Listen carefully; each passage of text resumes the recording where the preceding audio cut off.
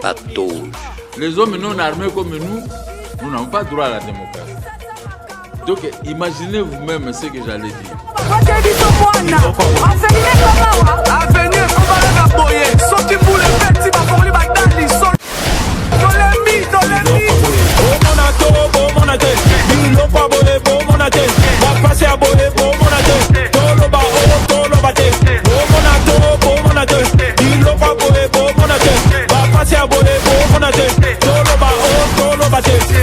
Salite boka na fulu nanzela terre yo nalobi na fulu mama nanzela terre nangwe kobendela bino bangungi bubenga bakonzi.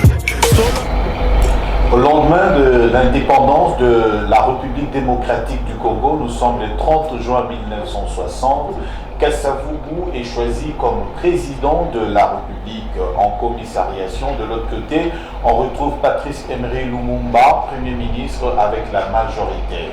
5 ans après, intervient le coup d'État du maréchal Mobutu. On se retrouvera dans une période de dictature pendant 32 ans, d'où intervient l'action de l'AFDEL avec Laurent Désiré Kabila, président depuis le 29 mai 1997, où il a prêté serment au stade de Martyr en présence des étudiants, bien entendu, d'autres présidents venus le soutenir. Mouzé se retrouvera assassiné le 16 janvier 2001. Joseph Kabila prend le pouvoir et il va régner pendant 18 ans. C'est le 24 janvier, lors des élections du 30 décembre 2018, Félix Tshisekedi est proclamé président de la République. Au Palais de la Nation, il prête serment. Joseph Kabila lui remet le symbole de la République. C'est la première alternance de la République démocratique du Congo. Le président sortant remet le symbole de la République au président entrant, Félix Antoine Tshisekedi Tshilombo. Le coup de canot, le Congolais fait, l'on se demande si nous pourrons continuer avec cet exercice de la démocratie. Aujourd'hui, l'an 1, le 24 décembre 2019, 24 décembre 2020, Félix Tshisekedi exerce déjà depuis 1 an comme président de la République démocratique du Congo après une passation pacifique de pouvoir avec Joseph Kabila. Qu'est-ce que nous pouvons retenir de l'an 1 de Félix Antoine Tshisekedi Tshilombo? Bien également, beaucoup d'autres choses à faire dans ce pays qui a connu de guerres, de rébellions, de crises économiques, crises sociales. Est-ce que nous pouvons attendre quelque chose déjà avec l'horloge qui se montre du côté du gouvernement? Sur ce plateau de télévision, il est licencié en chimie, il a enseigné, il a formé beaucoup d'étudiants aujourd'hui qui sont devenus cadres et hauts cadres dans ce pays. Après, il était devenu conseiller du gouverneur, il est revenu encore conseiller du ministre de Commerce extérieur. Basile Olongo est devenu député national, journaliste, présentateur de grandes émissions, des émissions de Lingala, c'est lui qui l'a introduit. Basile Olongo est devenu par la suite au gouvernement Sami Badibanga, vice-ministre à l'intérieur et sécurité. Dans le gouvernement Bruno Tshibala, il a été vice-premier ministre, ministre de l'Intérieur, Sécurité et Décentralisation. C'est avec lui que nous allons faire justement le point sur l'an 1 de Félix Antoine Tshisekedi Tshilombo. Je l'appelle professeur. Professeur Mbote. Mbote. Boni. Non, ça va, madame. Boni Santé, Boni Parti Nayo, et on a oublié de dire président national, il y a PS. Parti congolais social-démocrate. Voilà. Parti ezotambola ndenge nini Boni pe santé ata la crise ya ndenge olongo na pouvoir problème ezate okozonga kaka. Non, santé eza malamu. Parti congolais social-démocrate eza malamu. La coalition nationale populaire Oisika Kani Nazali, initiateur président, les appels qu'on se comporte malamu. Donc ça malamu. Basile Olongo a quand même fait preuve, le député le mieux élu de la République démocratique du Congo. Oui. Ndeko Basile, comme le commun de mortels aime bien l'appeler, Ndeko Basile et Sali Boni va retrouver au sous-souté, ambition qu'il y a beaucoup plus d'un côté à gouvernement que d'un côté à députation. ils ont la réalité mibale. Je pense que moment que nous avons Ndeko Basile Nafuna Azalaki élu. Il est vrai que en 2018, il a qui sous premier été, Nazalaki en 2011, mais Nazalaki élu, Nazalaki n'a plus de 12 000 voix. Plus de 12 000 voix.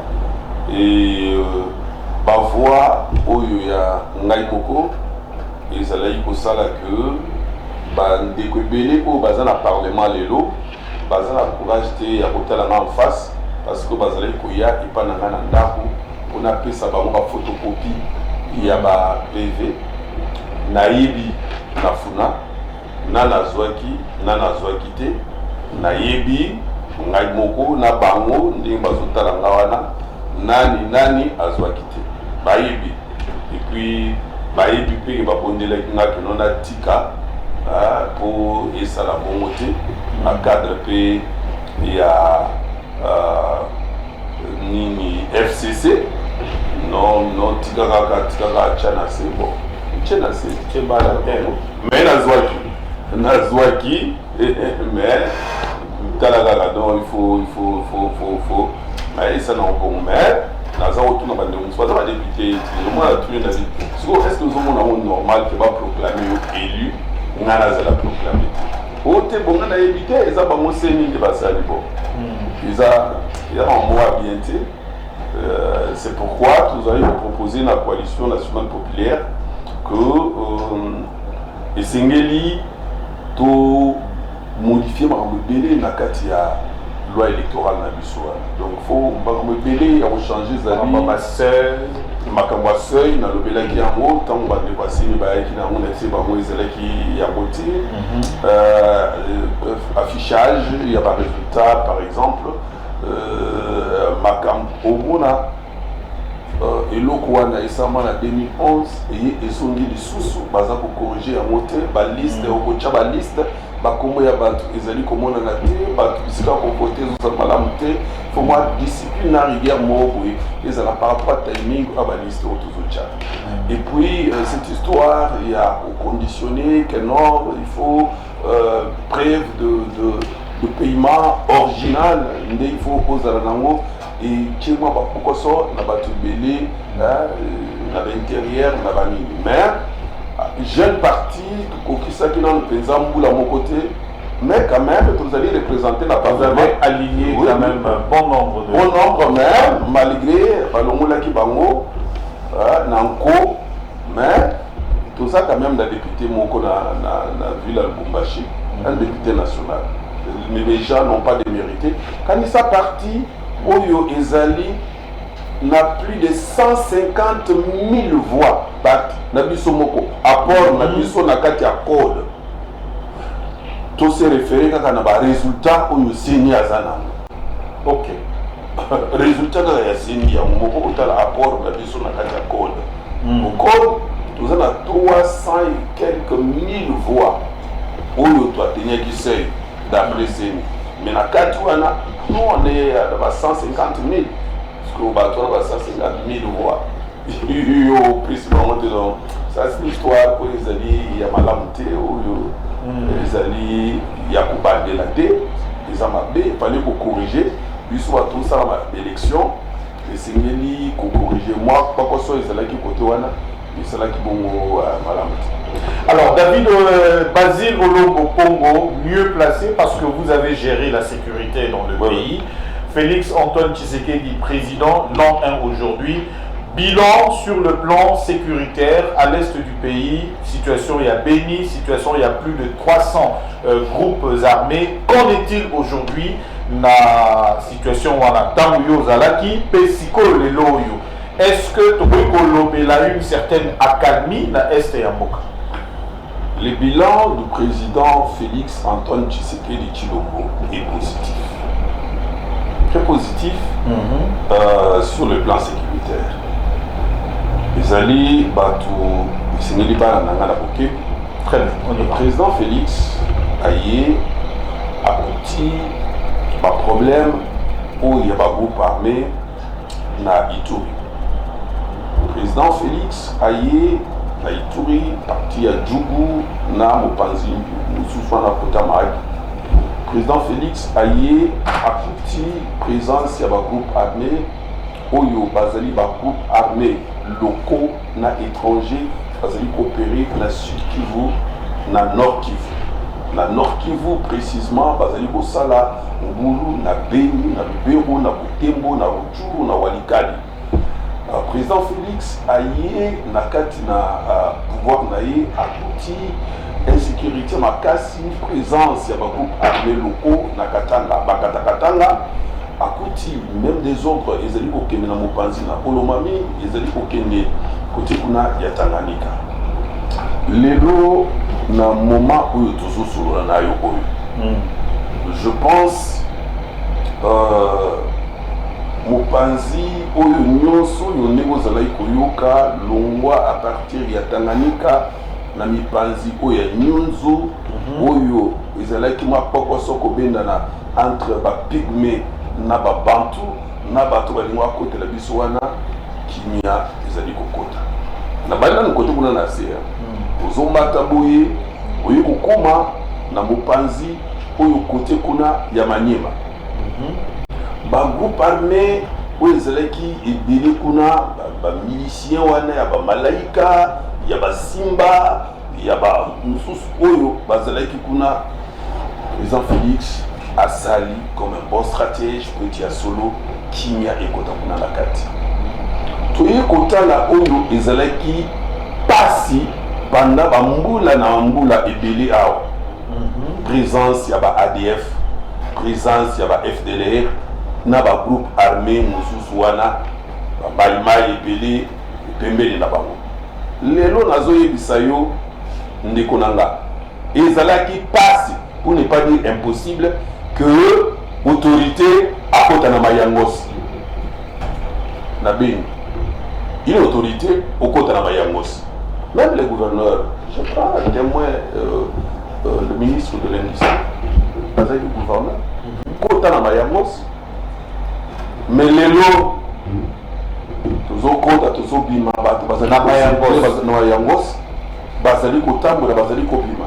Lelo Congolais akoki kotambola na triangle de la mort mayangos wana non nazoyebisa yo ko eloko oyo président Félix azali kati na kosala mingi biso ndenge tozali awa na Kinshasa tozali kosentir yango te et puis tozali kolobela yango boye te na kozwa décision ya asangisi bakonzi ya mampinga nyonso nazoloba yango mpo nazalaki na kati na réunion wana azwi décision abimi na bureau na ye alobi état major alebokende kuna esengeli makambo oyo ezali kosalema kuna na monyela mboka na biso esila pamba te naza na posa babenga ngai président de la république boni nga na kobengama président pendant que bacongolais bagroupes armés ya bapaya bazali konyokola bana mboka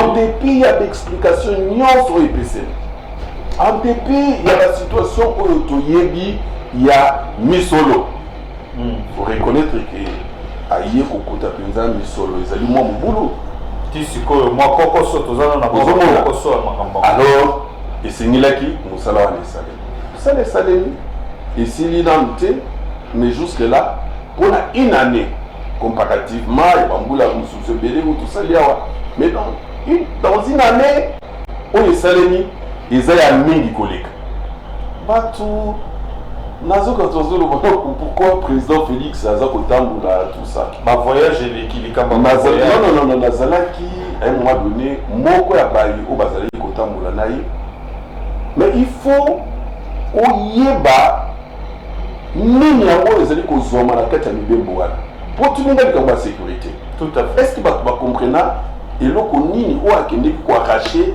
na mobembo oyo ya Tanzanie po tuninga makambo ya sécurité? esobi eloko nini tokendeki koarrache kuna na Tanzanie ntango président Félix akendeki wana nyonso wana na kati ya boloki kimia kuna na monyela mboka na biso akokende na Angola lobi ake na Angola mpona nini, akokende na Uganda lobi ake na Uganda mpona nini, akokende na Rwanda lobi ake na Rwanda mpona nini. Moto oyo aza mayele ntango azobunda aza kotya en place bastratégie nyonso mayele po ayeba na koloka. Ezala bale baoyo babetaka bale soki okozala talent mais sagesse mayele bwana ezali te okoshue. Président Félix ayebaki ke chaque fois baza koatake ba ADF, baza koatake bagroupes armés wana soki frontière na bapays voisin wana te, Rwanda, Uganda, Burundi, ezali ya kokangama te, bato bakokatisa na ngamba boye awa ti bolembi babulu bozongi bango bazongeli bino. Esengeli kuna koyebisa bango ete ya solo ndenge ezali atokange pa boye baoyo soki tolandi bango totya bango aleto tokanga bango. Lelo ba ADF bazokangama lokola bapinzo na kati wana basekele ezobima. Trahison entre biso ba Congolais pour le positionnement. Chaque chose a son temps. Il y a un temps pour être vice-premier ministre, il y a un temps pour être chômeur. Au Vandi Boza la Moussalake, net ngai, mais nous avons servi Mboka. Ce n'est pas normal que nous yoka kane aux alakawana bananayo, babika kana Mboka l'État, libota na yo kaka na Mboka l'État, yo eloko muso ko sala ezalité. Naza na gouvernement, naza chômeur, naza CEO. Entreprise sur 5 dans dirige ou en aille beaucoup. Mais ça mutu oyo ayebite ko sala no kwa ndenge wana pona ye il faut azala kaka na l'État, azala kaka na gouvernement. So ka na gouvernement te a bendi bato, bosi mamandoki, boso makila ya ba compatriotes. Ce n'est pas normal. On appelle dans la million. Ah, atteindre dans la million, c'est la ligne de chantage. Et nous allons bien dire. Alors, en cas de Makabouana, mon pour envoyer Bissayo, là, il y a le président Félix sur le plan sécuritaire, ils allaient largement positif. Il en est, il cookie les lots, mais là, il y a 12 mois où il y a pouvoir. Qu'est-ce qui s'est passé? On a bossé au moins pour autant la légalité. Alors, ce tomati sur le plan international, relation le Congo n'a pas été tellement présent sur le plan international dans le concert de nations. Est-ce qu'aujourd'hui nous pouvons assurer le Congolais que le pays est vraiment représenté sur le plan, il y a concert, il y a la nation. Quand on parle aujourd'hui de la République démocratique du Congo, on voit sa présence.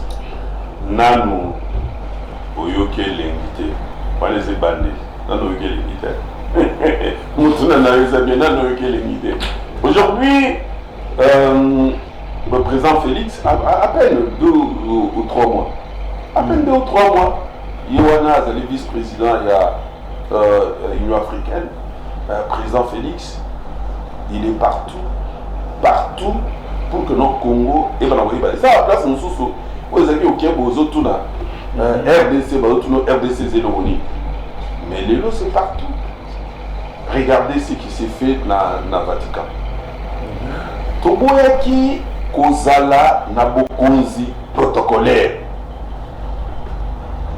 Et pour la première fois, nous allons comprendre que non, les Saint-Pères na limemia nyonso kozwa kiti oyo ya ye esalema na moto nyonso te. C'est le tout premier président oyo Saint-Père atiki kiti na ye abi okovanda. Tomona bakonzi ebele ya Afrique ezala ya Congo na biso même à l'époque il y a sénateur Kabila eloko ya ndenge wana esalama te. Ezali lolenge oyo motu na motu aza na charisme na ye ya kokumbela makambo foko ndimaka motu na motu na temps na ye inane motu nyonso esika président Félix aleki ayebi valeur ya Congo na ya Congo. À un moment donné tozalaki bato ozalaki ya ozomona te amusika te na école na bino ya losengo la awa esika ezalaki maison Schengen tala bakundi baza kozala considéré juste pour kozwa visa Schengen. Aujourd'hui on est respecté. On est respecté. Ningi descendre en boka mususu ni ozwa visa na yo ozwa visa normal ba ko considérer yo lokola et l'autre côté ça dit beaucoup. Et on vous appelle même. On vous appelle, on vous respecte. Ce sont des petites choses pour les Nikoko Tabanita et Belete, pour ne pas parler dans l'ambassade d'Abisso, Libanda, ainsi de suite. Oyo, moi, ma position, Bandi Bozonga, moi, Mouke, malgré Kombo et les Kapekuna, pour être changement, il y a Malonga, et il y a, mais, Oyo, balai diplomatique. Et puis, le déplacement, il y a le président de la République, et ça dit qu'il y a Congo, il y a la terre politique, il y a des institutions, et puis il y a des investisseurs. Oui, il y a tout ça dans vos jubilés, mais ceux qui sont des Kouana, ils sont na Congo. Pour nous dire qu'ils sont là, ils sont là.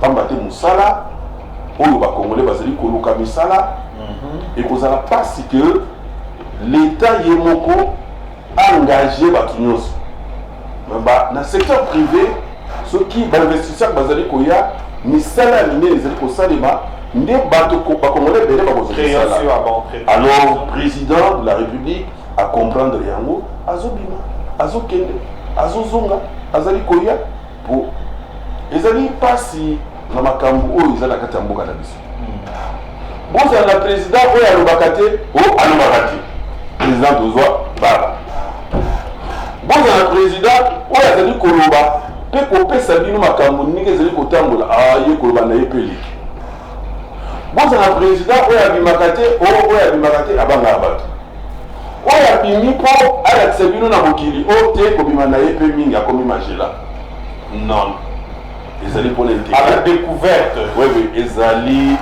mpona koluka molamu ya Congo nde yango ezali kosalema je pense ezali très ndeko Basile toza kokende tozonga na eloko moko po tolingaki yo opesa nanu wana eza baméthodologie na yo moko ya batechnique wana ya kokwa odwi mutu awa otiki aloba likambo esengelaki aloba mais ozongisi ye sikoyo mpona kotalisa ye situation ndenge eyali okay. Leila Zerugui alobi ni la communauté internationale ni le pays voisin ne veulent la balkanisation de la République démocratique du Congo. Tolandi Mokondia ya Ecclesia Catholico Cardinal Fridolin Ambongo le 30 décembre. Alobi la balkanisation eza komi bongisa pour nakati na mboka. Tomoni pe Premier ministre honoraire Bruno Tshibala alobi eza illusion balkanisation. Kaka na likambo wana ya balkanisation côté ya Est Beni likambo ya Beni wana tozozwa ba réaction ebele. Moni de Adolphe Muzito pa alobi to déclarer guerre na Rwanda. Bilobela. Pona likambo wana. Bilobela. Tango tozwi likambo wana nyonso to analyser tokoki koloba boni na likambo wana. Likambo wana ozoloba otangi mwa batu oyo baza na lecture malamu te ya mboka oyo Congo. Ah bon? Bah ouais.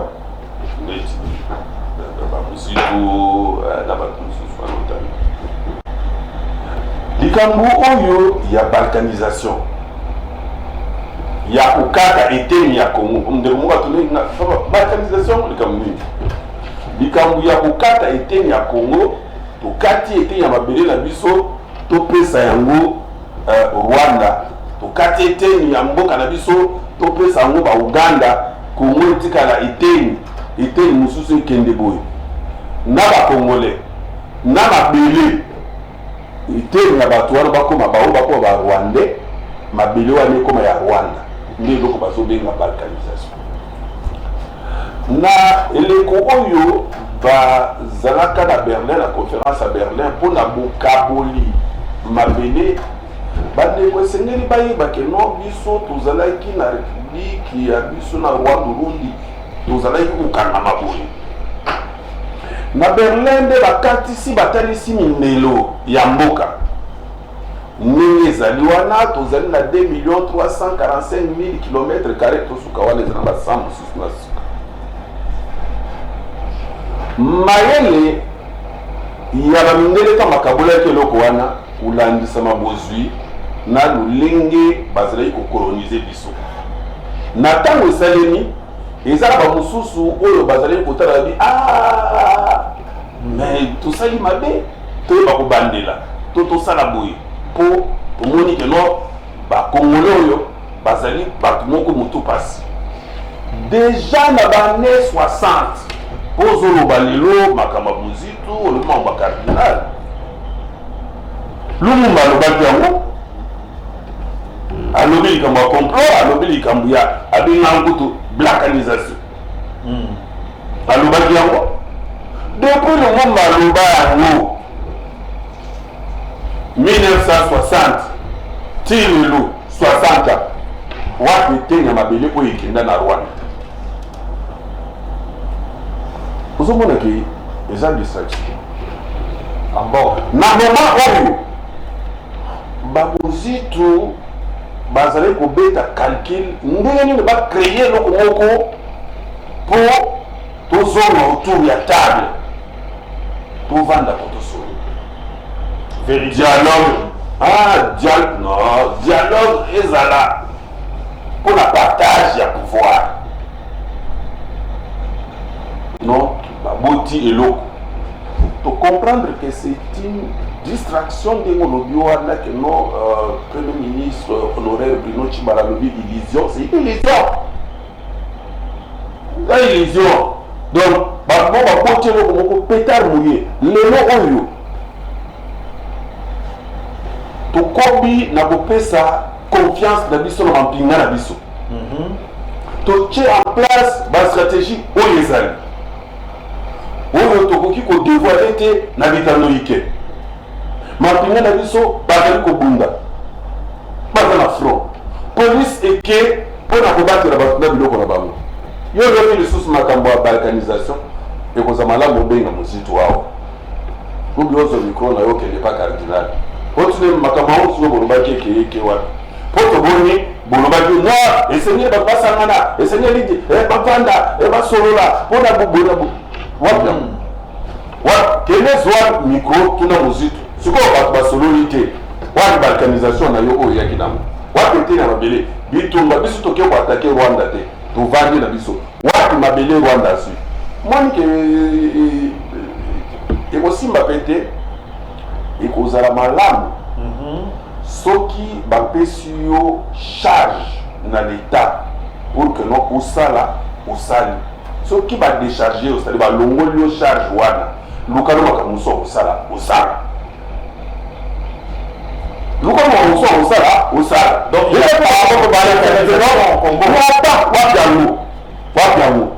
et vous avez pété ou l'ami président de la République ainsi longtemps que y a un président de la République oyo moi na bobo ça na beaucoup de moula on a dictionnaire yo qui vice-premier ministre patron de la sécurité à Mboka mais tant que le likambo yo parce que eken wanoke na angle ya liboso na angle ya mibale balobi eza likambo ya bandeko yo babanya mulenge nde ekoya komema biso na babalkanisation bango baza ba congolais te bakona nini président alobi ke bango baza ba congolais pe pona nini bisusu eza le soir komi mal à l'aise nini président alobi ke bango baza ba congolais. Est-ce que bango baza na mabele mulenge wana eyali bangomba ya ba congolais bango baza ba tuti bango za la ba rwandais te bango senga pe mabele te so bakomo senga mabele ya lokola bazolinga basala balkanisation basala empire na bango pasteur Théodore ya koma pe livre na ye wana empire imatuti toyeli biloko wana nyonso tozoyoka yo siko ndeko batuti bango bavanda kaka kuna na mulenge ngira ngongo ana goma kazo kiti na aéroport baza wana okita okatisi kota bichuru wana bato wana baza bana na mulenge tozo no biso batuti faut kotika ndeko président Félix moto asala mobeko loi wana te époque coloniale wana ko bato wana babenga bomba congolais bulobi azali wana pona kobatela mibeko mokonzi sanduku ya mibeko ya mboka oyo komona ye président Félix Tshisekedi Tshilombo akoti lobeko oyo esalaki bato wana babenga ye bakongolais akoti bino awa botya bango badirecteur ya cabinet ya Mobutu Bisengimana ye azalaki akoti botya bango na baposte botya bango bavice président ya république. Est-ce que Félix moto azalaki Félix moto atya bango vice président ya république. Félix moto atyaki banyamulenge vice président ya république ipo azoloba makambo yango mwana azopusa na yo lobaka oyo namoni ozopusa yobeta est-ce que président Félix moto atya bato wana non batya bango yambo ya président Félix base bazaki na mobeko oyo eza kosalaki bato wana bazwa nationalité congolaise na kolandisa mambula oyo bakotana na Congo. Mais est-ce pour autant que ceux qui bazali troubler quiétude ya bandeko na bango mususu oyo bazali ya bakongolais oyo mususu bazali awa bazala sanctionné te bakozala sanctionné bakozala boye problème oyo ezali que non batika président mboka oyo ekena développement na eloko nini ndeko Rolando Ntulutu na mituna oyo bandeko wana tobenga bango banyamulenge bapekisi émergence ya Congo yo Ntulutu na mituna tozozwa babiloko mosusu oyo oui tokonéglige yango te mais oyo ekomema biso mpenza ke non nkita na biso emata te banzela ntango présidence na programme ya kosala 5000 km ya nzela ce n'est pas koretirer nationalité na banyamulenge oyo bazwa avant ke ye kutu akota na bamakambo po bafere oyo nde kopekisa ye asala nzela wana. C'est ce que je voulais dire à quelque chose, c'est-à-dire priorité na ye lelo ezali que bosenga ya bakongolais à vivre mieux qu'avant. Maintenant bazoyela ye dossier wana batiango en priorité pour inverser un peu, pour déranger les choses alors qu'on doit respecter la constitution. Pour la banyamulenge mibeko ezali clair ozomona mibeko ezali clair mibeko wana constitution ezali donc ezali comment est-ce qu'on arrive à acquérir la nationalité congolaise. Donc ezali ce n'est pas aujourd'hui que nous avons un président pour que nous éliminions mon okonaye. C'est très dangereux na lolenge ko tozokumbela mboka. Les esprit moko ko ezo planer na kati ya République démocratique du Congo pour les boyoki yo zela nazoya nango nazo compléter yo kuna boko lo bayango parce que yo zalaki yo yebi ndeko Honoré Mbanda Zamboko. Oui. Il est conseiller spécial, il y a chef de l'État pour la sécurité. Il a beaucoup travaillé situation à Est. Moi, dans le lobby, Félix Tshisekedi dans une mission MISAT. Il y a qu'à légaliser l'occupation, il y a qu'à distraire les Congolais pour la situation ici, les manières que ça, les mains, puis il y a qu'à dire que les Cambouans ne sont pas les non, toujours, on a les autres à la présidence malamte. On a sur janvier, à l'Inganga Mingi, et puis on a l'Inganga Mingi. Mais il faut voir le Makambo et Nanzela. Nanzela, c'est-à-dire quoi? Histoire, il n'y a pas pour rattraper du saut. Quand vous avez un conseiller spécial, il y a le président Mobutu. Maintenant, il y a un directeur à cabinet. C'est Bisengimana na Rwanda.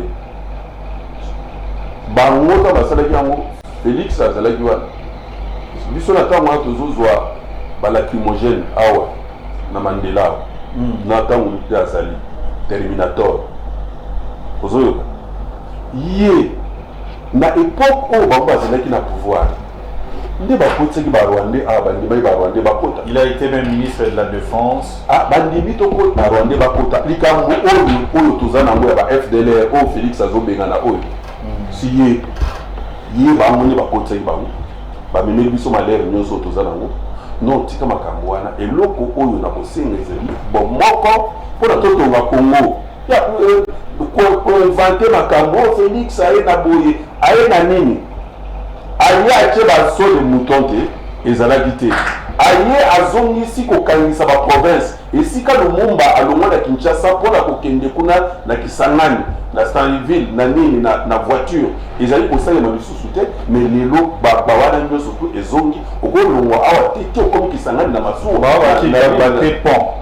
na pont wana ezongi okokende na mutuka boiti okomi kuna non totikala makambo wana tokendaka malembe totikela ye 5 ans na ye oyo asala oyo akoki kosala oyo esalemaki te c'est un plus Congo les bénéficier. Bino FCC nous ont bloqué. Le président a dit, le ministre de la FCC, il y en a qui viennent lui dire la vérité, le président. Dans la bande de Gomsoussou, il y a biso la ministre Balingité, tout ça la moussala ndenge sengeli Balingité tient blocage. À Simbi, stylo rouge. FCC. Aux appels président, il y a regroupement monnaie na kati ya FCC. Naza cofondateur il y a FCC. FCC nous a un problème FCC. Problème, hein? Problème nous a un FCC. Pour reconnaître que bon a problème. Nga la zolo bangwa te so ba bon ba ndeko basi bonga mapona kopusa na yo wana zo na ngamba ko banga. Donc FCC ça a problème. Problème wana ezali na mitu il y a quelques personnes où bazali ba nostalgique. Ah bon. La nanga malamu. FCC tokeli yango mpona nini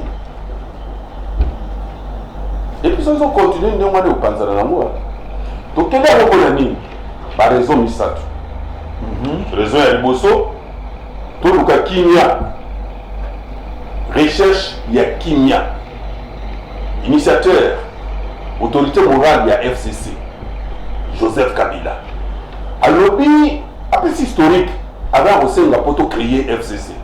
Alors chaque fois après l'élection, bitumbe bima Namboka. C'est l'élection, tu connais bien, Nande Kodangai, Jean-Pierre Bemba, Nake Botalaye, mais Soukanao, bitumbe contre Namboka. Tu connais l'élection en 2011, na Salaki, na ba émissaire Oyo, Dr Etienne Tshisekedi, Atindaki, Otokutana, Otosala Musala, Bazongi, que non. Bakozongela ngai po ete toya totala ndenge tokosala suka nango oyebi ndenge elekaki aprete serment boye asali boye na yango lokola tozokenda baponami nalingi te ke nsima d'élection bitumba ezala nalingi ke nsima d'élection kimia ezala na Congo tozala baye oyo tosangani po toluka kimia na kati ya Congo ozolananga réseau ya liboso ya FCC Joseph Kabila abazolananga bango nyonso wana bazoyoka bayebisa bato balinga koyebisa bato verité te toluka kimia kati na Congo parasite kimia na kati na Congo réseau ya liboso ya FCC. Ce qu'on a mutu moko abimi na FCC azali koluka kimia te parce que mutu wana idée na yesa wana. Deuxième raison, to créer FCC par rapport à mayo oto kosala zali ki pona kosala aéroport munene awa zali pona kosala port wa banana na makambo mosusu oyo esalemaki ezali koluka tombwama ya Congo, émergence ya Congo. Tout ça la FCC pointe, mutu oya kokoma président, akoba na buluki, développement ya Congo, émergence ya Congo. Deuxième raison.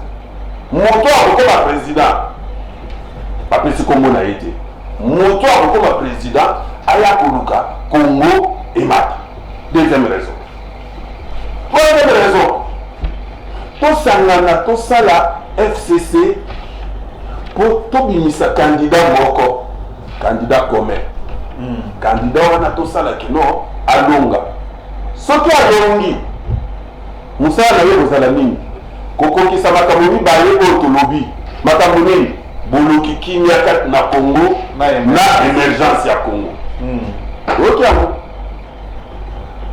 to bandela voir na boluki candidat commun babimisi Shadari tokea élection po ete soki alongi aya koluka kimia na Congo mobimba na émergence ya Congo toke na maponami Shadari a échoué azwi te nani a gagné Félix moto a gagné sikoyo moto ya FCC ya bwanya oyo alingi Congo akosala nini akozwa kaka président Félix atie na place oyo biso oza koluka totya Shadari nde mpo asala makambo mibale koluka kimia yango butu moi président Félix azali kotambola mpona koluka kimia ya mibale émergence ya Congo sikoyo oyo nalobi na yo eza na bato mosusu banostalgique en dehors ya makambo oyo eza bato oyo bazokantela ozobengana bango te mpona nini na FCC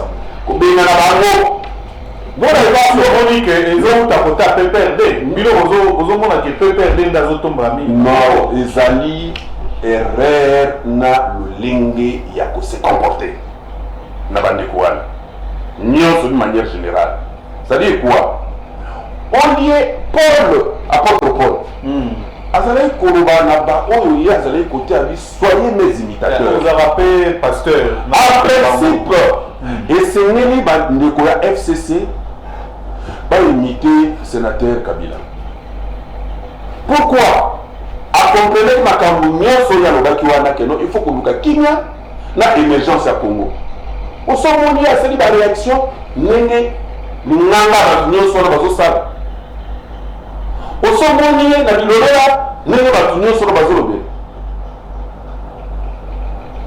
fonction ya président de la République ezali fonction ya kosakana nango te oyo motu nyonso akolamuka na nzela na ye oyo président na biso aronflaki combien de fois olamuki boye président na biso kechi na eza ya ndenge nini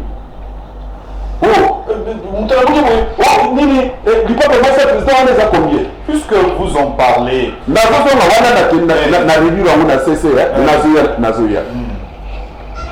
les comportements ya bandeko na biso mosusu ya FCC mes camarades ezali malamu te otelemeli yango na telemeli yango et puis nalobi yango na télévision na yo te j'ai écrit n'attends pas sengi que non évaluation j'ai écrit ma communion sur la zone ok na kombi yango na tindeli coordonnateur Némi na pesi yango excellence Jean-Lucien Boussa na pesi yango coordonnateur Némi basse mola lolinga kotambola sinon ça ne va pas non toza groupe bato moko boye te babendaka bango basala non ça doit s'arrêter mboka oyo toza na posa makila te mboka oyo toza na posa bacomportement oyo noko biso ata mwa ministre ndambo toza en direct honorable toza en oui yoloba problème donc toza na mboka oyo esengeli totosa mibeko totosa bakonzi président de la République moto po azala président de la République euti pa nzambe lolenge moko totosaki président Kabila ntango azalaki président lolenge moko esengeli tozala linyenya na président Félix mais tozokende kotosa président Félix président a exprimé qui yango clairement devant la diaspora à s'adresser à la ministre na ye quand le président lobi soki crise et persister à dissoudre le Parlement. Le président Lobina nous sommes qui crise et persister. Ça veut dire que ils ont déjà dans moi crise, ils ont dans 4 gouvernement où ils ont pour ça que moyen programme naïe et ça les mises pas lobby. Moi j'ai un bilan à défendre. Il y a du service nano de Basile, il y a moto comme la dissolution du Parlement, comme président lobby, tout à peu ma réaction il y a ndeko va réagir. Crise et dans la carte du gouvernement, dans le moment tout ça pour le bas. Pour le ministre Moussou va se dévoiler. Non, écoute. Il y a FCC. D'abord, entre la carte du gouvernement et puis le gouvernement dans l'Assemblée. Il y a le Moussou, ezali na mokonzi ya mboka nde abengami mpo ye mutu azali wana mpona kotambwisa to lokola arbitre mpona bon fonctionnement ya bainstitution. Très bien. mokonzi ya mboka aza lokola arbitre ye nde azotala yo gardien yo capitaine ya équipe mosusu okoki kozala wana te okende kosifle orge yo ozali joueur yo ozali capitaine ya équipe mosusu yo okende kosifle orge nani apesi yo sifle moto oyo akoki kosifle ezali président de la république yango eza na confusion moko totale. Le seul arbitre il y a bon fonctionnement de l'institution na kati na mboka oyo c'est le président de la république. C'est lui la présidente de l'Assemblée. C'est lui Madame Janine Mabunda, honorable Ezali Moko, le seul arbitre pour la Constitution, utiliser le même terme. Le seul arbitre, il y a bon fonctionnement de l'institution. On a quand même suivi le directeur du cabinet du chef de l'État qui a ramené on a ordre pour payer sa explication. Et c'est la noté, Ezali président de la République. Le président de la République, comme tout Congolais, même Ngai Awa, Nazali libre, il y a évoqué, Ndeng Nazala 4 d'émission, Ngai Awa, Nazosala, article de la Constitution. Ce n'est pas un péché.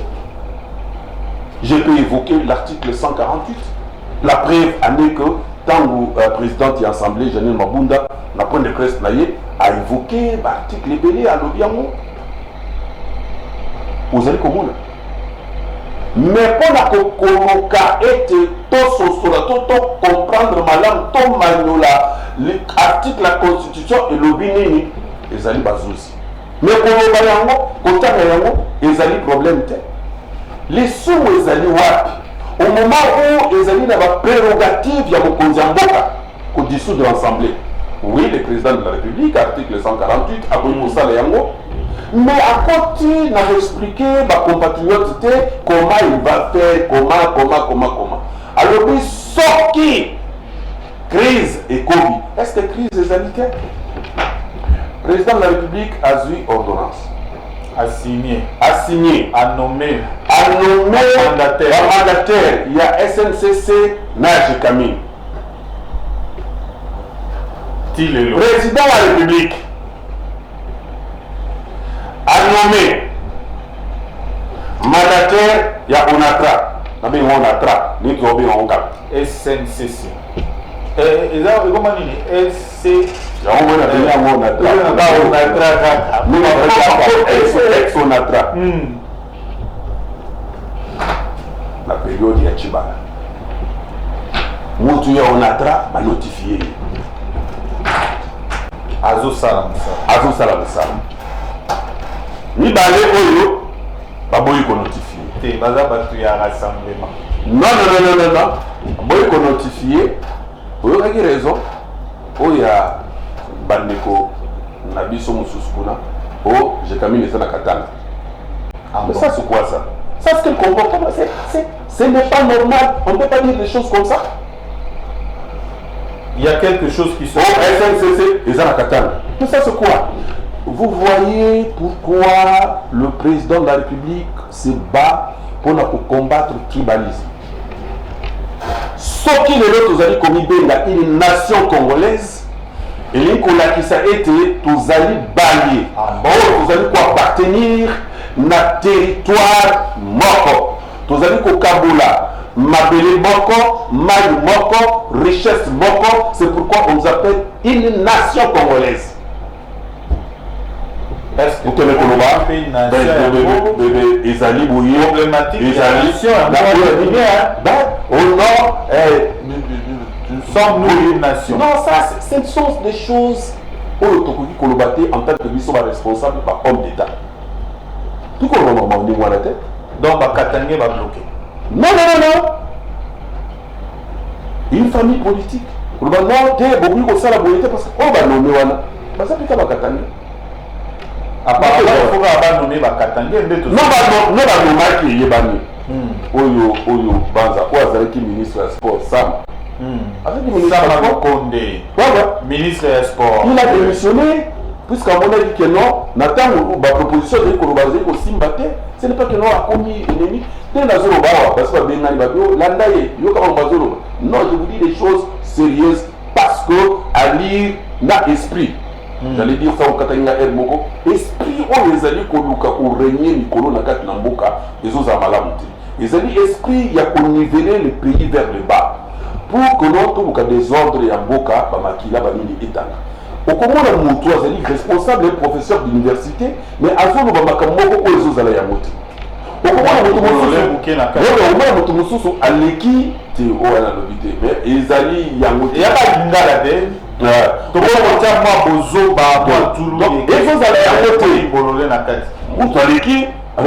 Vous êtes en train de faire tout. Oh, on dit. Ah bon, na Kati avec CC. Pourquoi tombe qui s'abat tout? Nous sommes dans un état de droit. Service. Les services de la sécurité. Le président n'est pas appelé à tout faire. La justice, vous allez voir. Pas mouvement subversif. Oh, vous allez au abattoir. Oh, vous allez dans le mouvement. Mais il y a clairement dit. Et ça, va clairement, nous avons yo président de la République, mais quand on dissoudre l'Assemblée, il y a un monde. Bon, les prérogatives naïe, des choses comme ça, ce ne sont pas des bonnes choses. Il y a ça. Tokota clairement. Présidente de l'Assemblée nationale à lobby, Madame Janine Mabunda a réagi. Dans lobby, il y a président.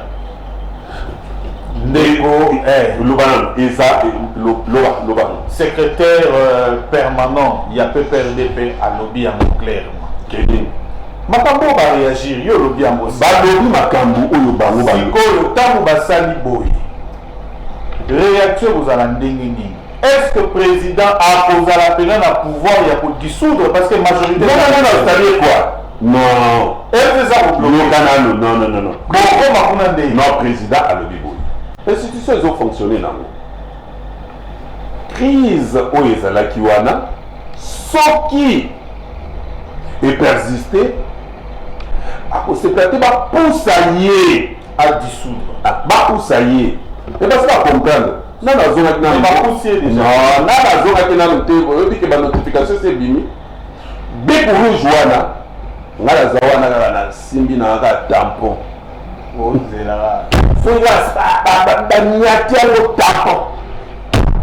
confirmer, non, ça doit s'arrêter.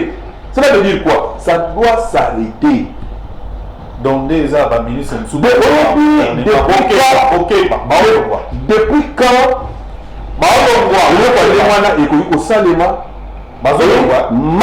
mais oui, olingi kosala misala te mpona mboka kende kovanda libanda olingi kosala misala te kende ovanda ozala wana ozala figura et puis fotala baintervention na bango moto azokende kosala makambo franchement ok ake koinaugure nzela to eloko moko songolo o na ye awa pour le président Félix Antoine Tshisekedi Tshilombo, où il a célébré sous commandement qui le premier ministre Ilunga Kamba pour le projet Oyo président honoraire Joseph Kabila Atikaki. Ça c'est quoi? Pour ça qu'on s'embrouille. Nostalgie. Le président honoraire a déjà fait son travail, il est calme, Aïe Azutala, et je comprends. Un jour, tous à conseil des ministres, le président sortant a tenu son moutona. Vous voyez pourquoi Jésus a pris qui pourquoi Jésus a pris 12 apôtres.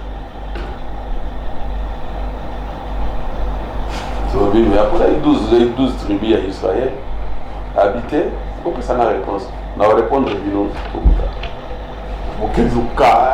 si les réponses dans le Nazon mon aussi connu bazalaka bende baye koyo bayaki 72 maye kotikala na 12 et dans le 12 on a pris le 3 bamususu wana bakendeki wapi bato moko mbutu c'est-à-dire on n'est pas dans la vision il y a autorité morale il y a FCC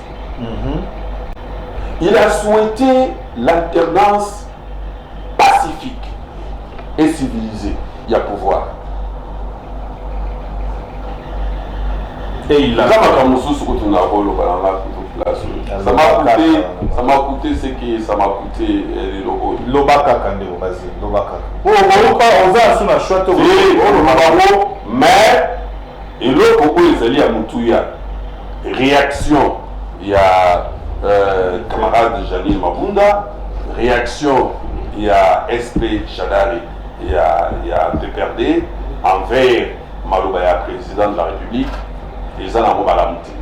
Je pense que non, prochainement, va répéter Yangote, Bazoum il a Yangote, Bazo attend, Nalobaki, Naba émission Moussousukuna, Bakano Ezali.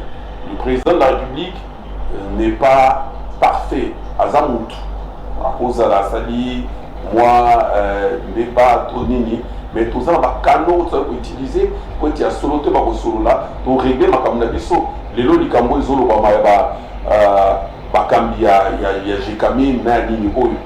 Ce n'est pas que non, le président honoraire était d'accord à 100%, mais il a utilisé Banzela Nini, il y a beaucoup de Konaye, président Félix, pour Basolo là. Je parle, il y a sénateur Kabila, tant on a sécurité, mais Bakeni Kukutana, et puis Basolo li, et puis les choses évoluent. Jusque-là, ceux qui, par totalité, ils ont la Katuana, ou la Yébisier, Bakutani, Batenega au solo là. Bon, on dit que notre coalition, Makamounion surtout, ils mettent sur la place publique. Président Konsolaboué, Mbao besoin de la Katia télévision. Est-ce que vraiment, Isaïango, président de Batelon, n'a utilisé Bico Rouge? Non! Un puisseau, pour une accusation, pour une accusation ni haute trahison. Il y a Nini. Le président, la haute trahison. Non, aux hommes de haute trahison. Ndeko Rola. Bilan de FCC. Ndeko Rola. Haute trahison. On est erreur na biso au biso FCC. Haute trahison. On est d'abord incapable biso FCC. Il y a besoin d'avoir les Israéliens pas député na biso tout est la mouchadaya. Et donc on a sauté à bisoté. Apparemment, nous avons fait la campagne dans le au Sundoli. La campagne à Luba, campagne, il y a FCC, la Kinshasa A, Funa Nazakota Moulanga, on a ma col, pour la Rossala, par le tout, par Sundoli, par Boakiango. Par contre, il faut comprendre le Wanate, que la population a Zana bisoté. Il y a ça. Si on a dit que la population a changé. Non! Population il faut éviter de provoquer la population. Il faut qu'on y ait un président par le ministre sur le plan social, président Félix a commis la bango. Entre temps, nous avons la carte de déclaration et ils ont oui, bateau va d'accord, on a des sautés. Et demain après demain, 2023, et donc on est beaucoup plus à la population. Alors on doit faire très attention. Il y a Malouba, il est plus que temps, il y a que les barotiques. Non seulement ça, les amis n'a pas actuellement dans les réseaux sociaux. Il faut qu'on réglemente. Opération, il y a Rwandais, 4 Namboka Oyo, ils ont dit que tout le monde qui n'a minute. Bazika qui, le coup est long. Donc, on se dit que Rwandais, il faut peser le mot. Mais là, Rwanda, c'est un problème de la route. Au Koya, côté, ça va tout bouiller. Et comme il y a un problème, il faut qu'il y ait un makamu oyozolo. Il faut qu'il y ait un makamu oyozolo. Donc, nous avons expliqué que nous avons régné, que nous avons malamu tekat na mboka. Nous avons fait un point naïe. Alors, nous avons fait un point à la mouture de l'autre président de la République.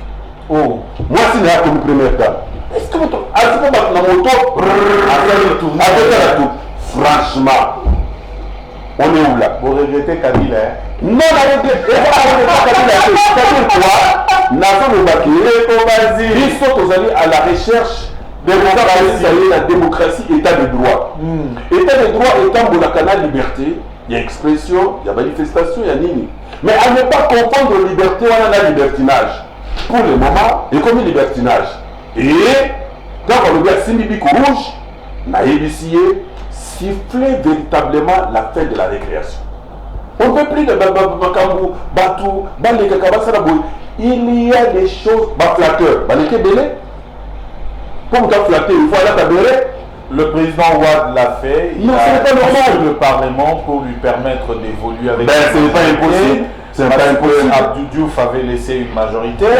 Le Premier ministre anglais l'a fait également pour Boris. Alors, est-ce que aux hommes on a dit qu'il faut pas dissoudre non, programme ça les morceaux qui est allé pour continuer et voilà. Alors, Ndeko Basile, si vous voulez continuer, que notre président a testé que non, Méninga jusqu'au bout, comme ils ont la prérogative, nous pouvons empêcher les athées. Donc, vous avez une précision. Le président a allé la consultation, présidente et assemblée, na président et sénat. Ce n'est pas pour que non, Baya Koye Bisaye ou ni Aya Azopenga Bango ou Aya informé Bango. Que bon moi n'a constaté que non Awa premier ministre wana ya portefeuille a boyi ko notifié Batouana va venir par ordonnance Bino Bosali aucune interpellation et l'autre mon côté Bovani une crise des alité. Le président ne répond pas, mais le gouvernement répond. Nathan, ministre Wana a Salakité. Et l'autre assemblée Salaki. Pas même une question écrite. Ah, alors, ce président, Nabanda qui a une mission pour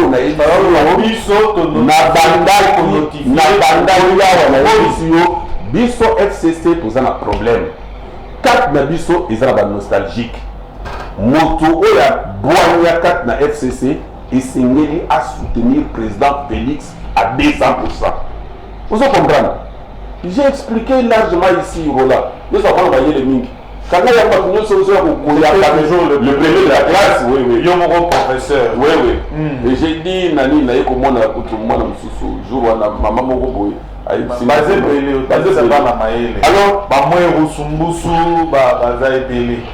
alors, les ana mani na makambo toujours ba oyo que ba raison tinde qui créé FCC ils ont mis ça. Na c'est le baki yango. Or mis ça wana ils ont déjà remplacé Chadari déjà azwa quitté ou remplacé Ezali nani président Félix. Point barre. Mon qui a FCC il y a Boanya et Sengeli à soutenir président Félix. Raison au FCC a créé Yangouane. Ce qu'on veut soutenir, il était pour l'année. Alors, Bato Bazolinga pour soutenir, Bazali ba nostalgique. Bato Bazali qui a pouvoir, Bazo Tozali qui a pouvoir, et Sengeli pour zone le plus vite possible pour le 24 janvier, et ils allaient qui nous collent à G. Hier, on a la fille là, avant on a monté Tilelo. Donc, il y a mon autre Tinda, comportement wana, ou les autres à la malade, pour monter à Boigna, avec que l'on va commander, on va être mis sur bateau. Voilà, merci Ndeko Basile. Nous avons pris tout le temps qu'il fallait pour parler. Dans l'an 1, il y a président Félix Tshisekedi, au lobby, bilan est largement positif. Alors, question à ce cas. Oui. On a gagné ma gratuité. Natunaki yango sotaki yango mambo. C'est makambo gratuité et enseignement. Oui, na lobby la mopo retourne na mutulu la suka. Mama gratuité et enseignement. Entre biso nazo les obenda pe ba discussion tout ça. Oh non biso FCC, biso to bandaki yango tout ça. Tondi ma pe makaka. Voilà. Entre biso tondi ma makaka. Voilà une mboga oyo. To vanda Congo. Omonaki Nkoromoko baboti bafuti mbongo ti abana na ba. Toujours rabani. Et puis en 2011, ezalaki parmi terme dans la campagne. Gratuit. N'a parlé pas en 2011, 2018. L'on va cambo. Rien pour toi ça ya wazate. Oyaki pe pona Imperium. Imperium. Il y a Etienne. Oui, calme. Yanwana de serment Kaboui. Ils allaient suite ya bamituka na ya wana ne mwana nzeni pas sali na ndenge non ni mwana nzeni azalaki candidat nana votaki ye pas asali ka ata c'est ozomona ke non eza baje mais baje wana esili ekosalema lisusu te oza malade okufela maboko ya bato okufela na prison zongelaka sikamba gratuité esengeli kobwaka fololo na président Félix baboti bazali bango moko batémoin tozokota en contradiction na conscience na biso moko oyo esalemi oyo biso tosalaki yango ifo ondimaka tondimaka meme oyo esalemi oyo na président Félix est-ce biso tosalaki yango te tondimaka meme unazoka mosusu no tobandaki yango wa tobandaki yango na ndenge nini ngai nayebaki ke tozosala yango lelo ezomona ezali effectif tika tofuta balakisi na ndenge esengeli ekoma vraiment effectif ekoma tie mata na secondaire emata tie mata Voilà, merci. Nous sommes pratiquement à la fin de ce numéro spécial de Mongrosso qui a reçu, et nous allons continuer d'ailleurs prochainement, la semaine prochaine, avec un autre numéro spécial parce qu'il y a autant de questions sur Bandalunga également, parce que les Bandalunga aujourd'hui, Balobi, Ayaki n'a pas tonneau pour n'aller à séparateur.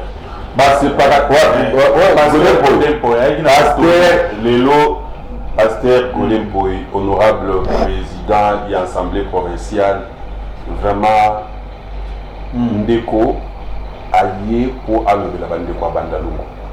Ngana yé, ngana pasteur, to bundani pour na tozo ba séparateur to tchaplasoa. Boche batono quand même. Pona nini batono ezali place wana po accident elekebele eloko wana pona kotia séparateur pour éviter kokufa ya bato place wana na Bandalungwa $150,000 ya pamba pasteur alo abengi ngai tosali lobbying tolobi boye tie koma na batono wana $10,000 eza pasi mpona nini mpona koevite bato bakufa ozomona donc toutaki kokutana nde dernièrement avant voyager nayebisi ye tokolemba te mpona kosala kosenga oyo tosengaka bavoi epai ya population après nde population ayaka kososola molobeli ya solo nani oyo mpenza akoki kosalela nga nani mais pour le Congo, et comme à l'Oyenge mingi, mais si quand vous allez comprendre muke, vous allez yeba pe, vous allez mona, ça va embrouiller. Bah pour mambo quand vous êtes le bosso, non, la bino. Merci. Merci honorable Basile Olombo. Pasteur Godin pour le président de l'Assemblée provinciale. Tobenga Kyo féliciter mais yo menacé qui n'ont je vais te faire arrêter. Mes avocats vont s'occuper de ça. Liloba Oloba, pousser la séparateur et comme ça les maths. Révérend président de l'Assemblée provinciale. Voilà. Jusque là, moi je président de l'Assemblée provinciale a commis président. Azali pasteur, Nazali Kobenge pasteur depuis Kala. Mais atikali na buto siwana envers nga nenga kazalaka soki na bengiye akozwanga na téléphone soki ko solola okutana to sololi soki pasi ezali na kati ya Bandalungwa to partager to lobaboye to sala boye pour eyebana kokende liboso entre temps en assemblée on savait sans complaisance et si ka oyo moni que non mutu songole faya kota boloko akoti boloko mutu songole façon sa biloko à l'état azomisi biloko à l'état jusque là azokoma musala na ye bien azala parti na ngate mais il faut que le babo sembo nengezali merci président Félix azosa musala na ye bien merci Ndeko Basile merci pour la pasteur Godin Boy. et na bana nzambe nyonso bozolanda biso soki oyebi que tu as bénéficié d'une grâce tant ozoyoka basali na nzambe lokola pasteur Moïse lokola ndeko Mai Kalambai lokola Michel Bakenda banzembo na bango toyembaka pe pambolaka biso soko moni ba biloko wana effacer yango. Prie pour ces hommes de Dieu, ils reçoivent beaucoup de pression. Bondela Samela Nzambe à soutenir bango. Donc comme matin na comportement lokola biso toza na Bible les autres tamusa biso yebi makambo ebele to sungana Nzambe azala na biso. Merci honorable Basile Longo. Merci. Pour l'émission. Merci Obéna na Organisateur Ogoya plateau ezanango libre. Ndeko Charles merci, Ndeko Grâce merci na GFT. Pe na bandeko nyonso ba assister biso. To continuer na Donja. Pour qu'ils puissent absolument vous voter, il faut que vous utilisez des super chéris. La force, la corruption, il aura une t-shirt et il va boire, il sera drogué et sa conscience sera achetée. Droit, batanga on a dictionnaire T. Droit, batanga on a Wikipédia T. Batanga na code. Au-delà de tout